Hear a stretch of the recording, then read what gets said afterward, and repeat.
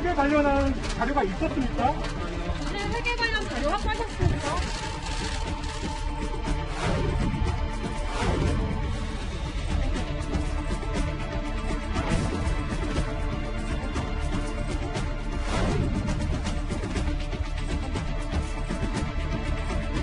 재산 관계도 있고 명의 관계도 복잡한 행정적인 서류가 있더라고요.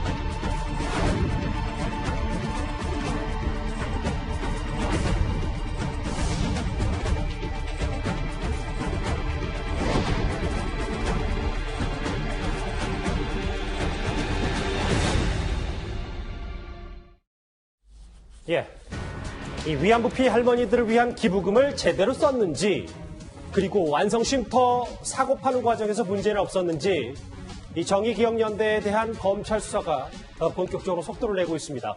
검찰이 곧바로 자금 흐름을 집중적으로 살피고 있는 것으로 알려지고 있습니다. 압수수색 진행 중인 겁니까? 무슨 일로 들어가시는 거예요? 진짜 왜 들어가?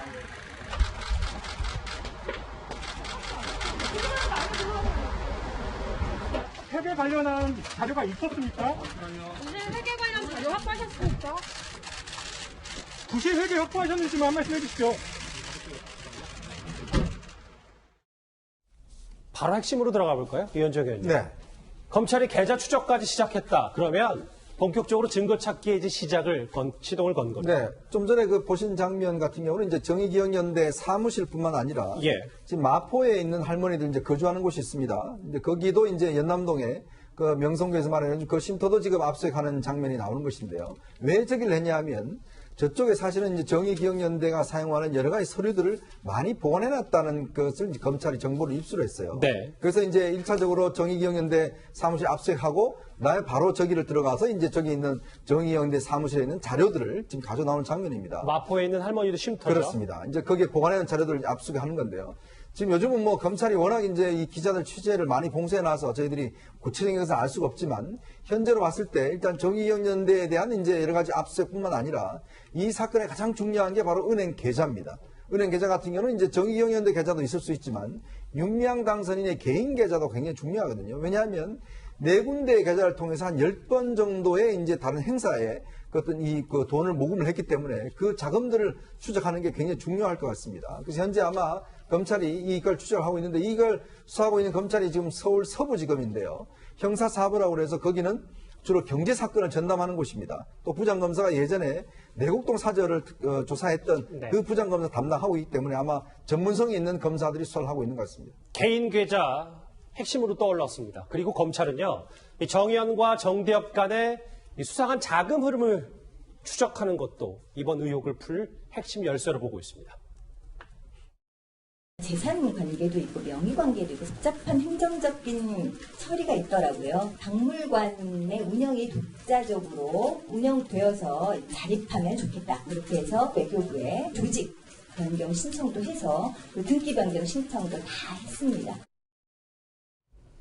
첫 번째 개인 계좌도 계좌지만 정 변호사님 네. 화면을 좀 볼게요.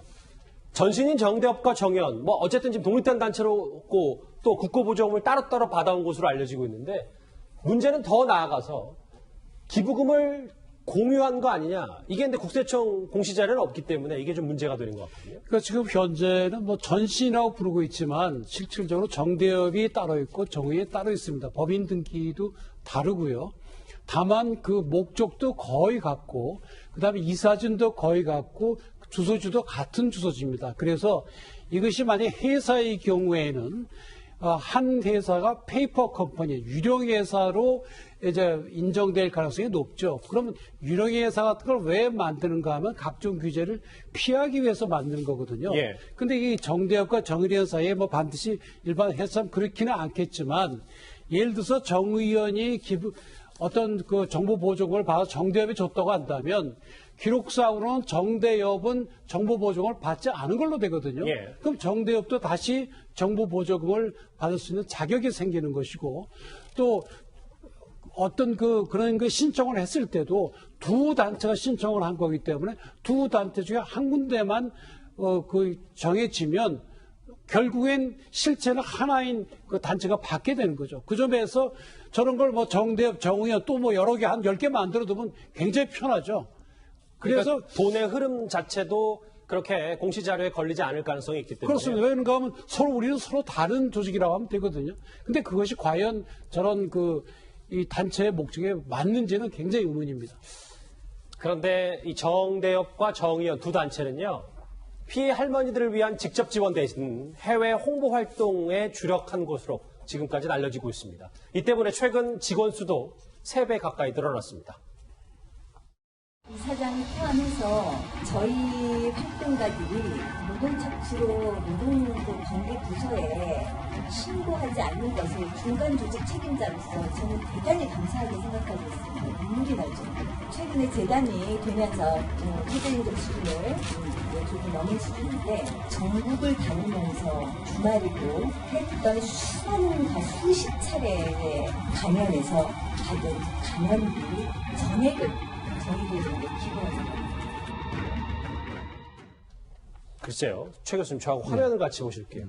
물론 뭐 단순히 생각할 수는 없어요. 뭐 피해 할머니의 수가, 할머님들의 수가 준다고 해서 직원들까지 덩달아 줄 수는 없고, 앞으로도 계속해서 정의연 사업을 해야 되긴 하는데, 할머니 지원은 소극적인데 왜 이렇게 직원 수가 는 건지 이걸 좀 알아봐야 돼요. 네, 아마도 제가 볼 때는 해외에 이런 이제 그러니까 예를 들면 위안부 할머님들 피해 사례라든지 아니면 위안부 할머니 문제를 이슈화하고 여론화하는데 직원들이 많이 필요했던 것 같아요. 그러다 보니까 늘렸다고 하고 있고요. 2018년 7월 전에는 3, 4명 수준이었는데 2018년 7월 이후에 이제 9명에서 12명으로 늘어났다고 합니다. 아마도 해외 홍보 쪽에 더 많은 치중을 한 것 같아요. 저는 뭐 이 부분이 나쁘다고 보진 않아요. 예컨대 위안부 할머님들의 어떤 피해 사례들이 적극적으로 알려져야 돼요. 일본의 만행을, 일본은 정말 엄청난 돈을 들여서 본인들이 그런 행동을 하지 않았다고 엄청나게 PR을 하고 있거든요, 지금. 그러니까 정부도 해야 되지만 정의연이 그런 역할을 하는 것 자체가 문제가 있다고 저는 보지 않습니다. 다만 한 가지 우리가 눈여겨볼 것은 위안부 피해 할머님들에 대한 그러면 도움이라든지 아니면 그분들을 돕고 후원하고 그다음에 관리라는 표현보다는 잘 생활하실 수 있도록 지원하는 역할을 하는데 문제가 없었느냐 하는 부분, 이 부분은 따져봐야 될 것 같아요. 그러니까 직원이 늘어나고 줄어들고의 문제가 아니라 그 직원들이 제대로 일을 잘하고 있었고 그 업무에 필요해서 직원을 뽑았다면 문제가 없는 것이고, 다만 그 할머님들을 이렇게 도와드리는 역할도 그러면 함께 이루어졌어야 된다라는 부분은 우리가 함께 봐야 되는 부분이라는 생각이 듭니다. 직원 수와 뭐 돈이 뗄래야 뗄 수 없는 상황이니까 검찰도 이 부분을 들여다보고 있을 겁니다. 이렇게 여러 논란이 불거지고 있지만 여당에서는요, 계속해서 검찰의 속도전을 맞듣지 않아 하는 분위기가 나오고 있습니다.